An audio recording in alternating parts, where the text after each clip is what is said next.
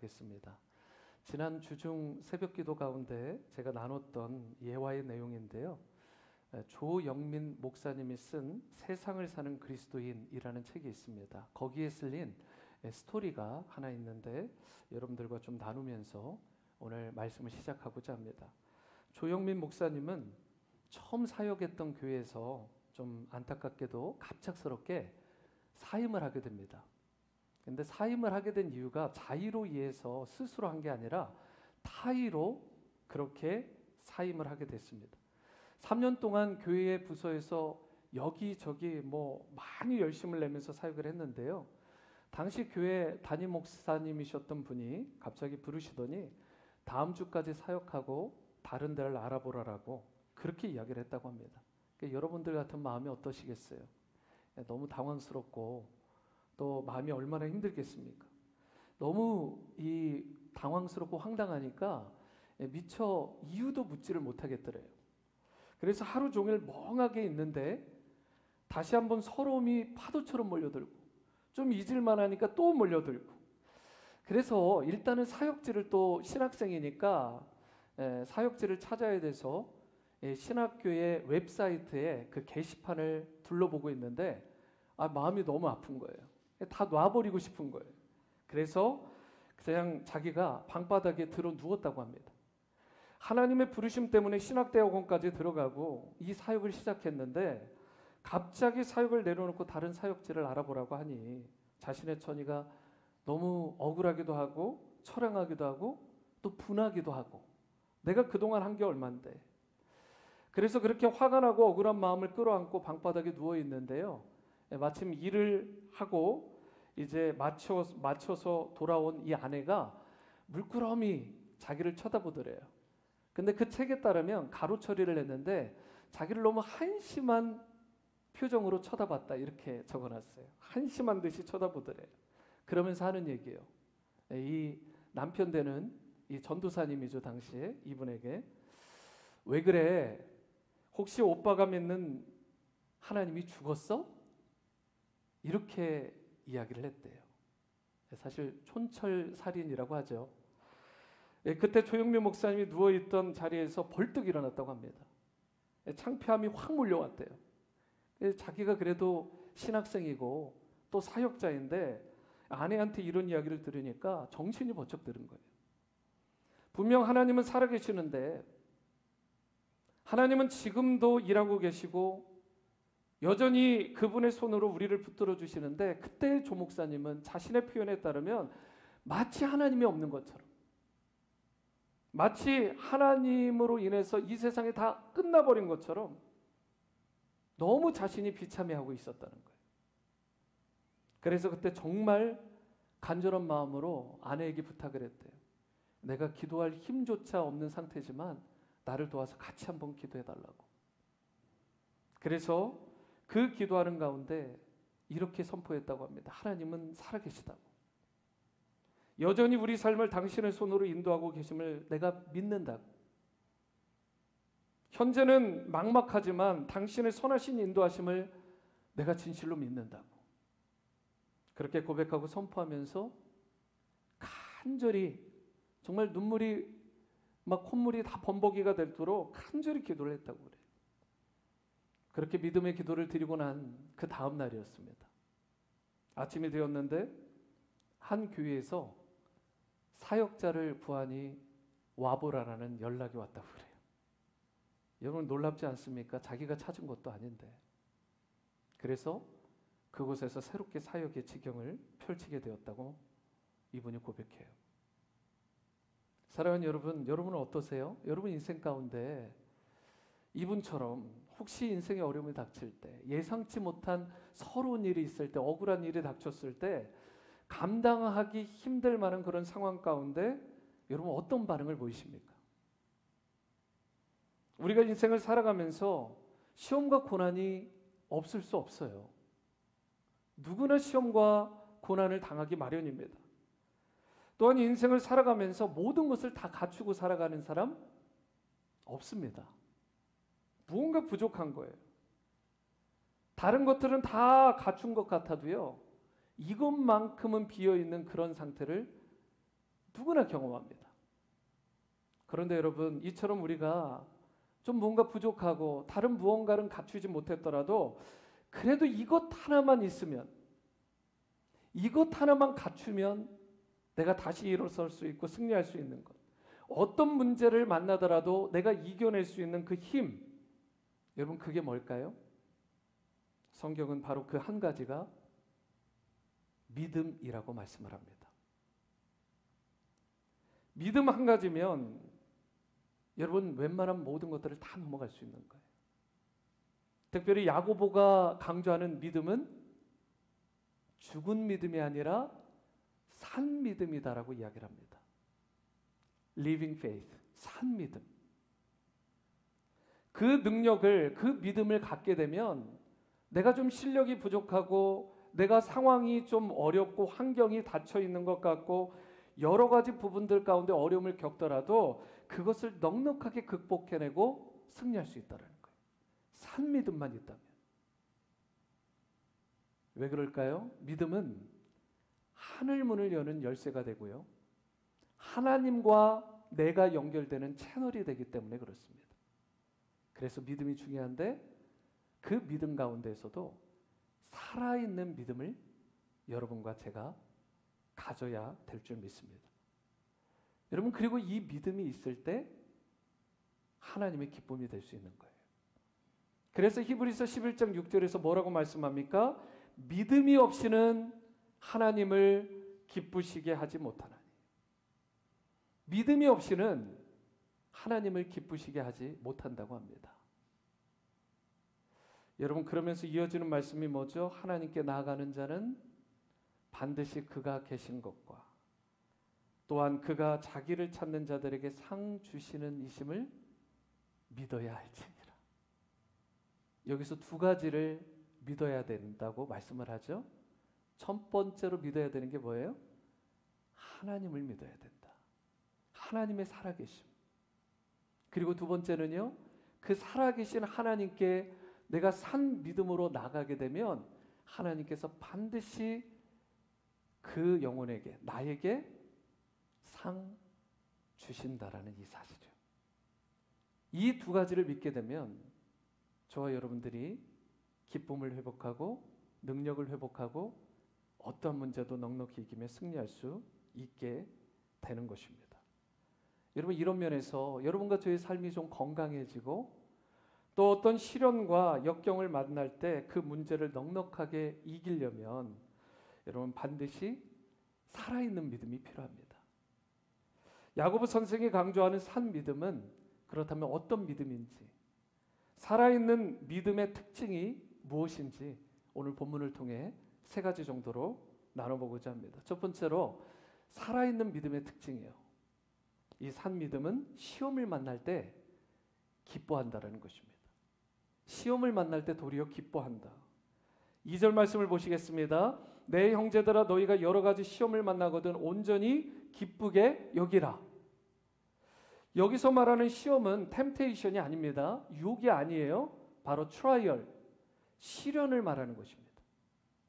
인생 가운데 시련이 오는데 또 뭐라고 얘기를 하죠? 여러 가지 시련이라고 말합니다. 우리가 인생을 살아갈 때 왜 힘들죠? 한 가지 시련이 올 때는 웬만큼 버텨냅니다. 그런데 시련이 왔는데 이겨낼 만하면, 다시 일어설 만하면 또 오고, 그럼 또 넘어질 거 아니에요. 그래서 다시 일어날 만하면 또 오고, 여러 가지 시험이 연속적으로 올 때 우리가 감당하기 어려운 거예요. 그런데 성경은 뭐라고 얘기해요? 한 가지만 온다라고 얘기하지 않아요. 모든 인생들에게 시련이 오기 마련인데 그 시련이 찾아오면 연속적으로 찾아오더라는 것입니다. 연속적으로 찾아오는, 계속해서 파도처럼 밀려드는 그 시련이 오기 마련인데 이 시련을 만날 때 우리의 애티튜드가 중요하다는 거예요. 그 태도가 어떤 애티튜드가 돼야 되는 거예요? 시험을 만나거든 기쁘게 여겨라, 이렇게 말씀을 해요. 여러분, 정말 크레이지한 거 아니에요? 정말 놀라운 거 아닙니까? 시험을 당하는데 기뻐하는 거예요. 여러분, 그림이 그려지십니까? 시련이 오는데, 환란이 오는데 막 기뻐해요. 그러면 어떨 것 같으세요? 세상에 감당 못하는 사람이 되는 것입니다. 근데 성경은 분명히 얘기합니다. 다른 타협점을 얘기하지 않아요. 시련이 오면 도리어 기쁘게 여겨라. 왜요? 시련이라는 게, 시험이라는 게 저와 여러분들에게 저주나 저와 여러분들에게 있어서 엄청난 그런 악재가 아니라는 거예요. 시험과 환난이 오면 우리에게 좋은 열매가 맺히게 되는데 그 열매 가운데 하나가 뭐예요? 여러분 3절과 4절이요. 이는 너희 믿음의 시련이 무엇을 만들어낸다고 합니까? 인내를 만들어낸다. 그러면서 인내를 온전히 이루라고 말씀해요. 이는 너희로 온전하고 구비하여 조금도 부족함이 없게 하려 하심이라. 여러분 시련이 올 때 기뻐하게 되면 그 기쁨으로 말미암아 그 인내의 열매가 맺히게 되는데 이 인내를 온전히 이룰 때 비로소 여러분과 제가 온전한 그릇이 된다는 거예요. 저희 여러분이 일반적으로 누구나 시련이 빨리 지나가기를 바라잖아요. 시험을 좋아하는 사람, 트라이얼을 막 오라고 하는 사람 사실 흔하지 않습니다. 그런데 그 시련이 빨리 지나가기를 바랄지 모르지만 여러분 시련이 빨리 지나가 버리면 어떻게 될까요? 그리고 우리가 원하는 대로 축복은 막 듬뿍 받으면 어떻게 될 것 같으세요? 기다림이라는 인내. 우리가 인내를 기다림으로 인내하고 참는 그 시간이 충분히 차지 않으면 우리의 그릇이 준비가 되지 않아요. 기다림의 인내를 통한 그릇이 제대로 우리 가운데 준비되지 않으면 내 영성과 내 인격과 내 그릇이 제대로 준비되지 않으면 뭐가 문제가 돼요? 축복이 왔을 때 그 축복이 사실은 축복이 아니라 저주가 될 수 있습니다. 그런데 그 인내의 과정을 내가 그 기다림의 인내를 묵묵하게 잘 기다리면서 그릇이 준비되어 있는 상태에서 하나님께서 예비하신 그 복이 나에게 임하시면 여러분 그때 그게 진짜 놀라운 축복으로 우리에게 임하는 거예요. 그래서 여러분과 제가 해야 되는 건 시련과 역경이 올 때 기쁨으로 그 시련을 받고 그리고 인내로 그 기다림의 과정, 그 인내의 과정을 잘 지나가야 되는 것입니다. 여러분 이러한 대표적인 인물이 누구예요? 요즘 우리가 큐티하고 있는 생명의 삶의 다윗이라는 인물이에요. 다윗이 언제 기름 부으심을 받았습니까? 그의 나이가 15살에서 20살 정도예요. 그래서 성경으로 보면 사무엘상 16장에 그 스토리가 나와요. 기름 부음을 받아요. 그러면 대부분은 기름 부음이 왕에 대한 기름 부음이었잖아요. 그럼 바로 왕이 되어야 정상인데 다윗이 바로 왕이 되었나요? 그렇지 않잖아요. 여러분 사무엘하 5장이 되어서야 그가 왕이 되었어요. 그럼 그 기간이 몇 년인가요? 무려 10에서 최소 10에서 많게는 15년 정도로 봅니다. 왕으로 기름 부음을 받았는데 10년 15년 동안 그럼 뭐 했어요? 다윗이 광야에서 쫓겨다녔어요. 여러분 너무 황당하지 않아요? 자기는 지금 왕으로 기름 부음을 받았는데 광야로 쫓겨다니면서 어땠습니까? 먹을 것이 없어가지고 왕은커녕 거지보다 못한 생활을 한 거예요. 굶주림이 이만저만이 아니었습니다. 죽을 고비를 수도 없이 겪었어요. 너무 억울하고 너무 분통하고 그래가지고 뭐 어쩌면 밤잠을 설칠 만한 그런 상황, 뼈가 녹아 내려질 것 같은 그런 상황 가운데 이 다윗이 내몰린 것입니다. 그 기간이 얼마예요? 무려 10년에서 15년이요. 그런데 왜 하나님은 다윗에게 기름 부음까지 실컷 주시고 그 인생을 무려 10년에서 15년까지 그렇게 떼굴떼굴 구르게 광야 생활을 하게 하셨을까? 다시 강조드리지만 그릇을 키우기 위함입니다. 다윗의 그릇을 키우는 기간, 다윗에게 있어서 그 광야의 시간 10년에서 15년이 없었다면 다윗이 저는 예상하건대 사울보다 조금 나았을지는 모르지만 다윗의 현재의 길이 아니라 사울의 길을 걸었을 거예요. 여러분, 한 나라를 다스려야 되는 인물이잖아요. 수많은 이스라엘 백성들과 지역에 있는 주변에 있는 나라들을 섬겨야 되는 다윗인데 어떻게 이들을 섬길 수 있겠어요? 그릇이 준비되지 않으면. 왕이라는 칭호만 받으면 왕인가요? 거기에 필요한 여러분 실력을 갖춰야 되는 거 아니겠어요? 그런데 그 시련, 그 연단, 그 인내의 과정을 통해서야 비로소 그가 큰 그릇으로, 다윗이라는 그릇으로, 하나님이 쓰시는 종의 그릇으로 그가 준비가 될 수 있었던 것입니다. 그래서 다윗이 겪었던 그 시련은 그에게 저주와 고통이 아니라 사실은 그에게 축복의 시기가 되었던 것입니다. 여러분과 저에게도 마찬가지죠. 우리가 시련을 만나면 그렇기 때문에 어떻게 해야 된다고요? 그 기다림의 인내의 과정을 여러분 적당히 넘어가려고 하면 안 됩니다. 그 시련의 기간을 주님과 함께 기쁨으로 잘 이겨낼 수 있어야 돼요. 왜요? 그 기간이 여러분과 저의 그릇을 키우는 시기이기 때문에. 다윗만이 아니죠. 모세라는 인물은 어땠습니까? 광야에서 무려 40년 동안을 여러분 양을 치는 목동으로 살았어요. 왕자였잖아요. 애굽의 고대 근동 최강이 되는 이집트의 왕자였습니다. 근데 어느 날 이제 사람을 죽이는 그런 상황까지 내몰리게 되고 쫓겨서 광야로 갔는데 거기서 40년 동안 이름도 잊혀지고 빛도 잃어버리고 여러분 정말 그야말로 모든 것들을 다 상실한 그러한 철저히 낮아진 모습으로 무려 40년을 보냅니다. 다시 질문합니다. 여러분 왜 다윗에게 그랬듯 이 모세에게 무려 40년이라는 광야의 시기를 그에게 허락하셨을까요? 그를 큰 그릇으로 준비시키시기 위함이라는 것입니다. 그에게 40년이라는 시기가 없었다면 그가 바로에게 나아가지 못하고 출애굽을 통해 수많은 이스라엘 백성들, 하나님의 선민들을, 그 백성들을 구원하고 이끌어낼 수가 없었던 것입니다. 여러분과 제가 정말 시험이 닥칠 때 무조건 그렇기 때문에 원망하거나 불평만 하면 안 됩니다. 믿음의 자세로 그것을 우리가 받아들일 수 있어야 되는 거예요. 아, 하나님께서 나를 다윗처럼, 모세처럼, 다니엘처럼 들어 쓰시기 위함이구나.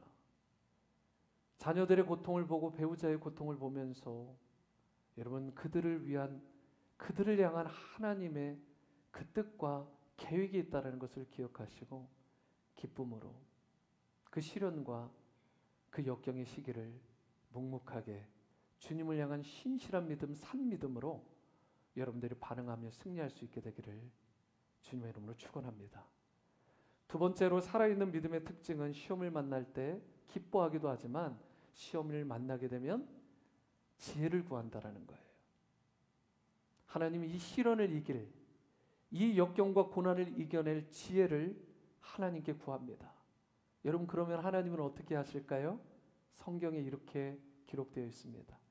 후히 주신다. 꾸짖지 않으신다.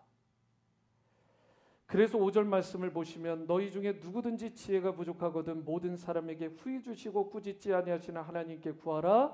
그리하면 하나님의 약속이에요. 반드시 주시리라. 여러분 지혜를 구하고 계십니까? 어떤 시련과 역경을 만나면 그걸 피할 수 있는 것은 나에게 있지 않아요. 그 어떤 지혜도 능력도 나에게 나오지 않는 것입니다. 우리 인생이라는 것이 항상 뭔가가 부족해요. 이 사람은 이걸 갖춘 것 같은데 이건 부족하고요. 저 사람은 이건 갖춘 것 같은데 이게 부족하기 마련이라고요. 누구도 완벽하게 구비하고 갖춘 사람 한 사람도 없습니다.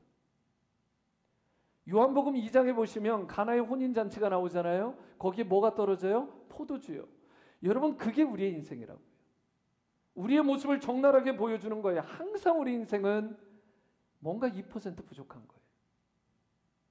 특별히 오늘 본문에는 부족한 것이 뭐라고 이야기를 합니까? 지혜다, 이렇게 이야기를 해요. 그래서 그 지혜는 저와 여러분들에게 시험을 이기는 지혜가 되는데, 그 지혜를 어떻게 해요? 구하라라고 이야기를 합니다. 그런데 하나님이 베푸시는 지혜는 뭐죠? 헬라어로 보면 소피아라는 단어입니다. 그 유명한 소피아. 뭐 아이들 이름을 지을 때도 그렇게 소피아로 짓잖아요. 여러분, 이 소피아라는 것은 어때요? 세상의 지혜하고는 약간 다른 것입니다. 세상 지혜는 다른 사람들보다 좀 더 탁월하게 일을 처리할 수 있는 능력을 가진 것을 지혜라고 얘기를 해요. 보통 그게 세상적인 지혜죠. 그런데 하나님께서 말씀하시는 성경이 말하는 지혜의 특징은 뭐냐면, 하나님이 새롭게 띄워주시는 눈이 있는 것을 지혜라고 말합니다. 이게 무슨 뜻이에요? 성령으로 말미암아 하나님께서 여러분과 저의 영안을 열어주시는 것입니다. 지혜의 영, 계시의 영이 열리는 거예요. 하나님이 열어주시는 것입니다. 여러분, 그렇게 되면 하나님의 뜻을 분별하는 지혜가 생기고, 이 땅을 분별하는 지혜가 생기고, 어떤 문제를 뚫고 나가는 지혜가 주어지는 거예요. 하나님께서 주시는 소피아는 세상이 주는 지혜와는 다른 것입니다. 그렇기 때문에 하나님께 지혜를 구해야 돼요. 그러면 우리의 영안이 열리게 되고, 그때부터 능력 있는 지혜자로 여러분과 제가 살아갈 수 있게 되는 것입니다. 다니엘의 세 친구요, 사드락, 메삭, 아벳느고, 여러분 어땠습니까? 정말 지혜 있는 자들이었어요. 성경에서는 그들이 세상의 박사들보다 10배가 지혜로웠다라고 이야기를 합니다. 열은 무슨 의미예요? 완전하다는 뜻이잖아요. 가득하다. 딱 10배만 지혜로운 게 아닙니다. 비교할 수 없이, 세상의 박사들보다 비교할 수 없이 지혜롭다는 거예요. 그래서 세상에 지혜롭다고 하는 사람들을 하나님께서 부끄럽게 만드는 것입니다. 여러분과 저에게 주어지시는 그 지혜를 통해서. 여러분, 그러므로 여러분과 저는 하늘의 지혜를 구해야 돼요. 사드락, 메삭, 아벳느고, 다니엘에게 주셨던 그 하늘의 지혜, 그 지혜가 있었기 때문에 그들이 세상을 정복하고 세상을 다스리는 리더로 쓰임받을 수 있었던 것입니다. 사실 누구보다도 야고보서의 저자인 이 야고보 자신이 이 영적인 눈이 열리는 그 지혜의 눈을 뜬 사람이었죠. 오늘 성경의 이 야고보서의 저자가 누군가요? 수많은 야고보들이 있잖아요. 이게 되게 파퓰러한 네임이었어요. 이게 유명한 이름인데 영어로는 제임스지만, 여러분 사도 야고보가 있잖아요. 그렇죠? 예수님의 제자. 그런데 이 야고보는, 야고보서의 저자는 사도 야고보가 아닙니다. 예수님의 동생 야고보예요. 그래서 야고보 선생으로 불려지는, 사실은 예루살렘 교회의 시니어 패스터였습니다. 그 야고보가 처음부터 예수님을 메시아로 영접하고 인정했나요? 성경을 보면 그렇지 않아요. 예수님을 무시했습니다. 같이 먹고 자고 생활했던, 자기 형으로 알고 있던 이 예수님이 갑자기 자기가 메시아라고 이야기를 하면서 막 돌아다니면서 뭔가를 하는 것 같은데 사람들이 찾아와요. 너네 형님 이상한 행동을 하는 것 같다. 좀 가서 좀 말려라. 실제로 이 형제들이 찾아가잖아요. 이 형이 미친 거 아닌가, 그래서 막 끌어당깁니다. 메시아 사역을 말리는, 성령을 회복하는 짓을 한 거예요. 이 야고보가 초기에. 그런데 이랬던 야고보가 언제 자기의 모든 관점이 바뀝니까? 고린도전서 15장에 보면 예수님께서 부활하신 후에 이 야고보를 찾아갔다고 말씀하고 있어요. 그리고 나서 이 야고보를 만나니까 부활하신 메시아, 바로 예수님이 나의 육신의 형님이 아니구나, 바로 하나님의 본체 대신 우리가 그렇게 기다렸던 그 메시아 그리스도구나, 이걸 깨닫고 나선 무릎을 꿇습니다. 영안이 열린 거예요. 세상의 지혜가 아니라 소피아가 열린 것입니다.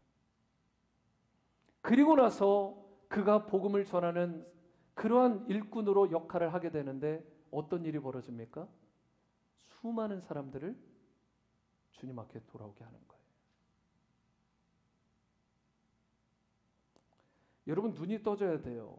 눈이 열려야 저와 여러분들이 예수님을 나의 구원자로 영접하고 하나님의 아들이신 그분을 내가 구원자로 주님으로 영접하고 살아가실 뿐더러 그 다음부터 저와 여러분들이 이 세상을 이기는 지혜로 실력자로 살아갈 수 있게 되는 것입니다. 그러므로 여러분 지혜가 부족하거든 어떻게 해야 됩니까? 하나님께 구하시기 바랍니다. 하나님, 제가 지혜가 부족합니다. 하나님을 아는 지혜도 부족하고 이 땅을 살아가는데 문제를 해결할 능력도 부족하고 내가 연구하는 능력, 학업하는 능력, 관계를 맺는 능력, 내가 무언가를 분별하고 판단하는 모든 것들이 총체적으로 위기입니다. 하나님, 저에게 소피아를 주십시오. 영안을 열어주시고 주님의 지혜로 충만하게 해주십시오. 여러분 그러할 때 하나님께서 뭐라고 약속하셨나요? 후히 주십니다. 흔들어 넘치도록 꾸짖지 않으시고 여러분 책망하지 않으시고 그 지혜를 넘치도록 채워주심을 믿으시기 바랍니다. 그래야 여러분들을 위해서도 가정의 달 5월을 맞아 여러분들의 속한 가족을 위해서도 하나님의 지혜 소피아가 여러분들의 자녀에게 배우자에게 임할 수 있도록 여러분 기도하시고 그래야 이 세상의 어떤 시련과 역경도 넉넉하게 이기는 진정한 실력자로 승리하며 기쁨으로 살아가시게 되기를 주님의 이름으로 축원합니다. 세 번째이자 마지막으로 살아있는 믿음은 특징이 있어요. 시험을 당할 때 초점을 맞춰요. 초점이 분산되지 않습니다. 산 믿음의 특징이에요. 누구에게 초점을 맞춰요? 만약에 괄호 처리를 하고 한 분을 집어넣는다면 시험을 만날 때 하나님께 초점을 맞춥니다. 6절에서 8절 말씀을 보실까요? 오직 믿음으로 구하고 조금도 의심하지 말라. 의심하는 자는 마치 바람에 밀려 유동하는 바다 물결 같으니 이런 사람은 무엇이든지 어떻대요? 주께 얻기를 구하지 마라. 뭐 기도해봐야 아무런 역사가 일어나지 못한다. 죽은 믿음, 그냥 중언부언하는 그 기도로는 아무런 역사가 일어나지 못한다. 받을 생각하지 마라. 그러면서 하는 얘기예요. 대신에 너희가 이렇게 해야 응답받는 기도자가 된다. 어떻게 해요? 두 마음을 품어 모든 일에 정함이 없는 자를 벗어나라는 것입니다. 두 마음이 뭐죠? 여러분의 성경에 보면 이렇게 번역이 되어 있어요. double minded. 이 단어가 헬라어로 디푸시케라는 단어입니다. D라는 단어가 헬라어에 들어가면 여러분 이게 two, 더블이라는 뜻이에요. 두 개. 그러니까 디푸시케 하면 뭐예요? 두 마음이라는 뜻이에요. 디아블로라고 아시죠? 사탄. 이 디아블로는 뭐예요? 두 개잖아요. 이 사람이 있는데 부부관계가 있는데 이 하나잖아요. 하나 원래 부부는 한 몸. 그런데 이들을 갈라놓는 게 디아블로의 역할이에요. 우리 교인들은 같은 마음, 같은 뜻, 같은 비전, 같은 말을 내야 되잖아요. 한 영 안에서 살아가야 되잖아요. 그런데 그들을 이간질하는 거예요.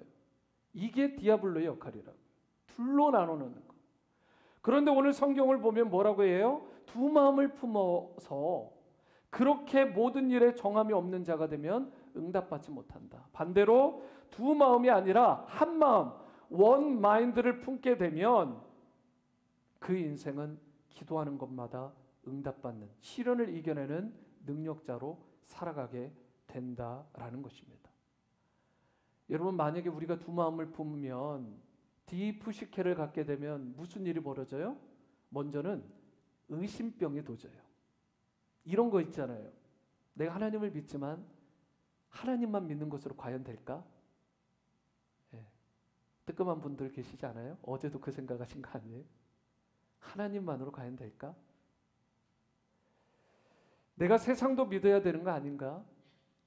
돈도 좀 믿어야 되고 권력도 좀 믿고 명예도 좀 믿고 인간의 어떤 그 커넥션도 좀 인맥도 좀 믿고 다른 것도 좀 믿어야 되지 않을까? 한 발은 교회 신앙생활에 걸쳐놓는 것 같지만 한 발은 늘 세상에 걸쳐놔야 되지 않을까? 하나라도 잘못되면 여차하면 빼게. 여러분 이게 뭐예요? 디프시케, 더블 마인드입니다. 이런 마음으로는 신앙의 성장이 전혀 일어나지 않아요. 신앙의 진보가 일어나지 않습니다. 결정적으로 어떤 시련과 역경도 주님과 함께 이겨내지 못합니다. 왜요? 디프시케, 더블 마인드를 가지고 있으니까. 여러분, 그러면서 두 번째로 어떤 마음을 경계하냐면 정함이 없게 된다, 이렇게 얘기를 하잖아요. 정함이 없는 마음. 근데 이게 영어로는 unstable이라고 해요. 정함이 없다니까 깨끗함이 없는 거 아닌가 그렇게 생각할지 모르지만 그게 아니라 정한 게 없다라는 거예요. 스테이블한 게 없다. unstable하다는 뜻이에요. 즉 안정감이 없이 계속해서 흔들리는 거예요. 내 마음이 이랬다 저랬다. 신앙생활을 할 때도 왔다 갔다 하잖아요. 내가 교회에 갈까 말까. 여러분, 정함이 있는 사람은 그런 거 고민 안 해요. 주일 되면 자동으로 몸이 반응합니다. 이미 좋은 습관이 돼 있는 거예요. 내게 영과 혼과 육체가 내 모든 상황을 다 그냥 이겨내 버리는 것입니다. 그냥 어느 순간 와 있어요. 그냥 자연스럽게. 왜요? 타협이 없는 거예요. 여러분, 주일 성수는 타협하면 안 됩니다. 주일 성수는 여러분 우리의 오랜 신앙의 고백 아니에요? 파운데이션 아니에요? 여러분, 십계명에 나와 있잖아요. 안식일을 거룩하게 지키라. 그리고 초대교회 때부터 예수님이 부활하신 첫날인 주일이 우리에게 진정한 사바티컬 데이가 된 거예요. 그래서 안식일을 거룩히 지켜야 됩니다.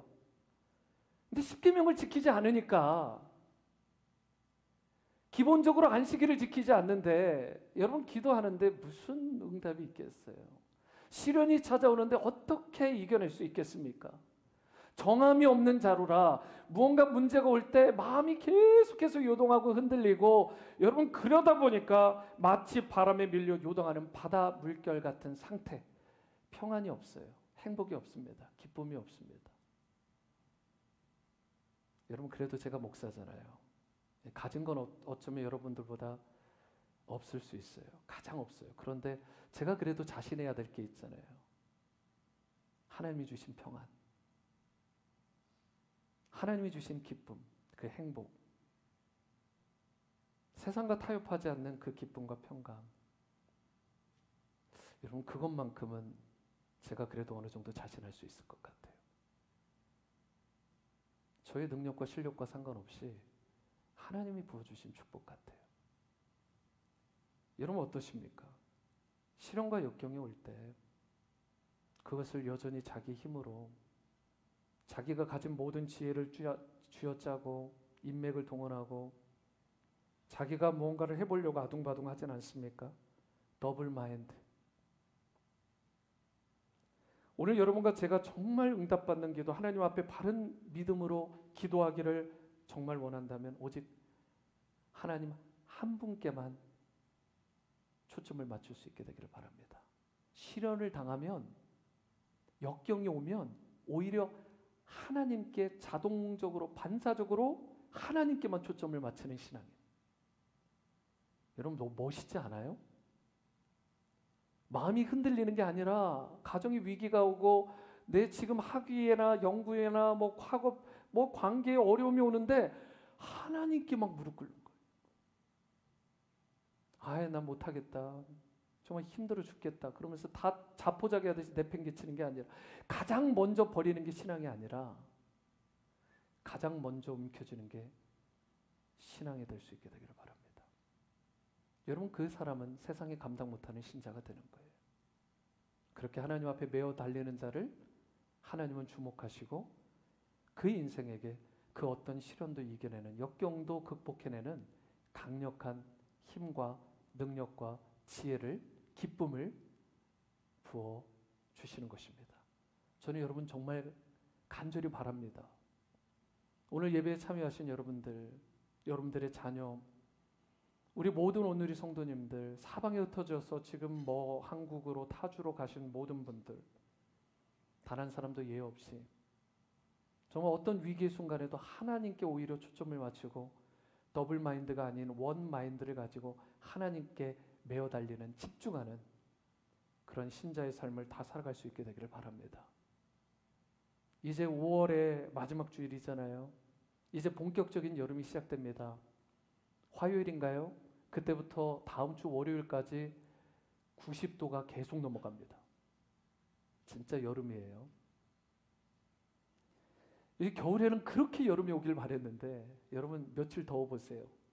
밖에 나가지도 않습니다. 땀이 삐질삐질 나면서 와, 빨리 시원한 계절이 왔으면 좋겠다. 또 그럴 거예요. 그게 사람 마음이잖아요. 여름이 되면 특징이 사람이 그러다 보니까 늘어져요. 나태해집니다. 그러니까 영적인 단어로 보면 침륜에 빠지기가 쉬운 계절이 오히려 여름입니다. 여러분 6월, 7월, 8월 영적으로 그런데 우리가 잘 준비해야 새로운 9월부터 가을 학기를 잘 준비할 수 있어요. 우리 8월 중순, 8월 말부터 우리가 치고 나갈 수 있는 것입니다.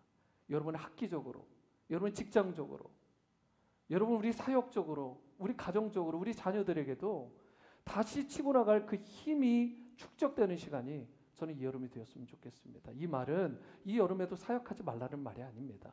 사역을 하되 더 중요한 건 영적으로 하나님께 집중해서 더 충전받는 내 가스탱크, 영적인 탱크를 풀로 채우는 시간을 여러분들이 가져야 되는 것입니다.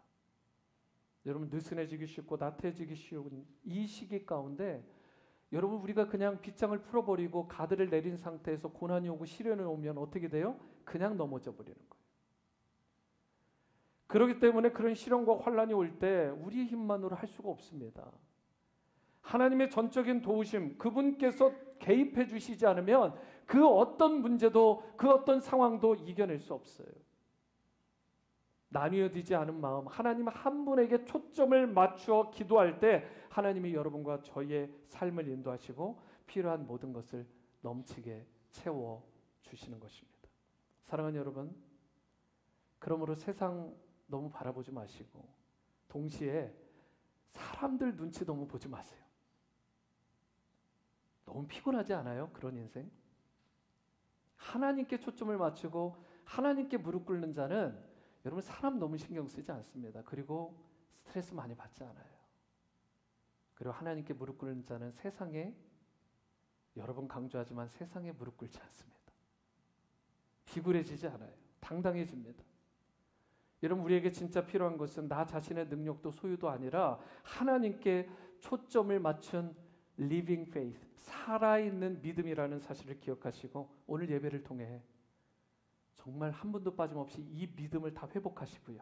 어떤 시험과 환난과 역경이 와도 넉넉하게 주님이 주시는 소피아로 기쁨으로 승리하시게 되기를 주님의 이름으로